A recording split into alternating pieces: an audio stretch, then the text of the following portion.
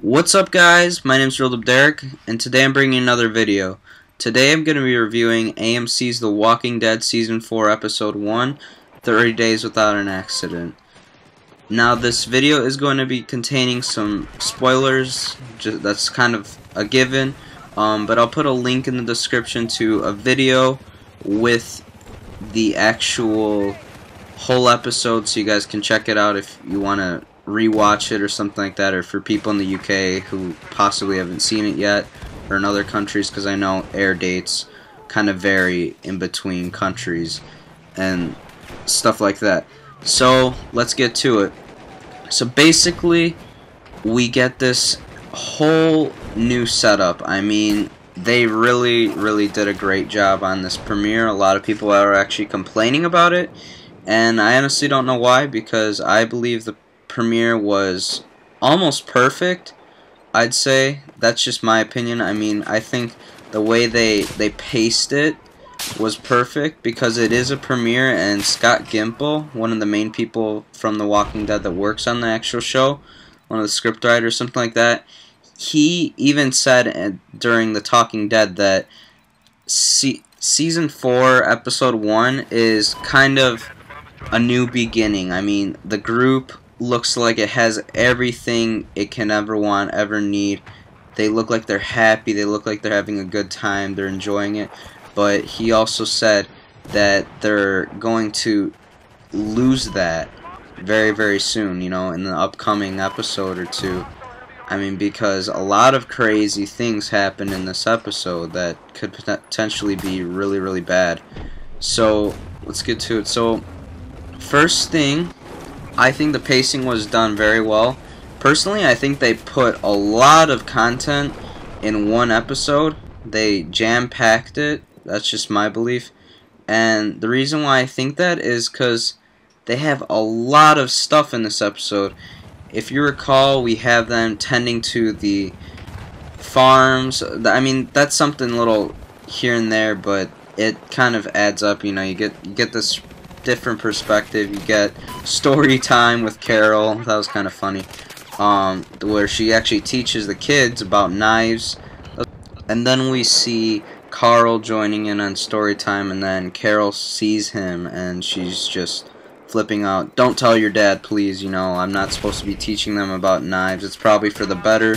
There's probably going to be one person that goes a little cuckoo with a knife, but yeah, I mean, I think that was just interesting how they set it up, personally, because in the Season 4 trailer, we saw you saw Carol and for a bunch of little kids saying, oh, today we're going to learn about knives. We thought it was going to be more of, I personally thought that it was going to be more of an open thing, like they discussed that they were going to teach the kids about knives and stuff like that. But that was just my theory, my thoughts on the Season 4 trailer. That's just what I got from that exact part. And then our characters go towards Big Spot, which is this huge store that's a spin-off of, kind of a spoof of Big Lots. That was pretty interesting. We have Daryl, Sasha, a new person from Woodbury, Zach, Tyrese, Bob Stuckey, and Michonne. They all go to Big Spot, and one of them dies. Zach dies while saving Bob Stuckey, because Bob Stuckey reached for a bottle of wine or something like that, and the shelf fell because he slammed it back onto the shelf because he was regretting of taking the bottle, so he just put it back. And so that eventually killed Zach. And then we have Rick with the suicidal girl who is trying to feed her zombified boyfriend Eddie. I mean, there's some decent. I feel like the whole zombie head. Oh, I'm gonna feed my boyfriend Eddie. I find that funny too. I mean, there's two little things here and there that I found actually funny from this episode. I mean, they're serious because, I mean, that girl eventually kills herself in the actual episode, and Rick gets actually kind of upset. I'm surprised Rick did not actually kill Zombie Eddie, though. I mean, I know it's just a head in a bag, at least that's what we assume it is. Pretty sure it is just a head, but I was really surprised that he didn't, you know, kill Eddie, as well as that girl in the woods that he was talking to. Next we have the buildup of walkers, guys. I cannot stress this. Walkers are going to be a big thing this season. I really am going to be wondering when those fences are going to fall, you know, if they do, and which episode is this going to happen. It feels like it's going to happen the next, probably this first half of the season. That's just my theory.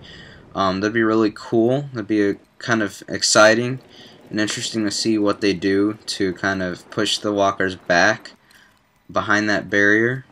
But I'd be really interested to see what they do. I mean, they have to figure out a way to kind of lure the walkers away from the fence. Going back to Rick, I'm really surprised that he came up with this 3-question rule where they ask the people that they're dealing with that if they want to join their group, they have to answer these 3 questions within reason. I find that really interesting that they only do 3 questions. I mean, because, I mean, wouldn't people lie? That's just the sense I get. Like, I feel like people would BS what they're saying to Rick. And I'm really surprised Rick kind of gave away his leadership role. I know he openly said, oh, this is no longer a dictatorship, basically, or Ricktatorship. You know, it's no longer me just leading the group. We're going to decide things as a group. If we decide to go, we decide to go. If we decide to stay, we're going to stay. That's what he said before the government stormed the prison last season. I found that really interesting that he's not even the council. The council consists of Daryl, Herschel, Sasha, Carol, and I believe one other person that I can't remember, but I think it's Glenn. There we go. That's the person I'm forgetting. I'm just really surprised he's not even the council. So, I mean, I found it interesting that Rick is also not using guns. I think he wants to come back from what he was kind of unstable for in the last season. He wants to be more of a family man. He wants to put a good example for Carl and all that good stuff. I'm really liking the direction of The Walking Dead. I feel like they set up some really good plot twists here and there. You know, we haven't seen any of them just yet, but we will see some in the upcoming episodes because Scott Gimple said the next few episodes are just going to get crazier and crazier and crazier. And I'm really excited to see when the governor comes in because I'm sure he's just going to pop out of nowhere one of those worst times. You know, like, oh, couldn't you have waited a day or two or something like that? It's going to be intense. Guys, what happened to Patrick? I mean, he was fine at the beginning of the episode, and then at the end of the episode, he's overheating, he's coughing into the water supply like an idiot, and then he goes to turn on the shower, and he just dies in the shower room. This is not going to be good for the rest of our group. I mean, there's a cell block of people right next to the shower room, and Patrick's going to be hungry when he wakes up from his beauty sleep, and he's just going to have a feast. Not going to be good for a bunch of people in that cell block, because remember, in the Season 4 trailer, Herschel says we lost 12 of our own, so Patrick's probably going to kill at least 5 to 10 people. That's just my prediction. Hopefully it doesn't get to that, but we'll see. So guys, I'll be doing a predictions video for Episode 2, Infected.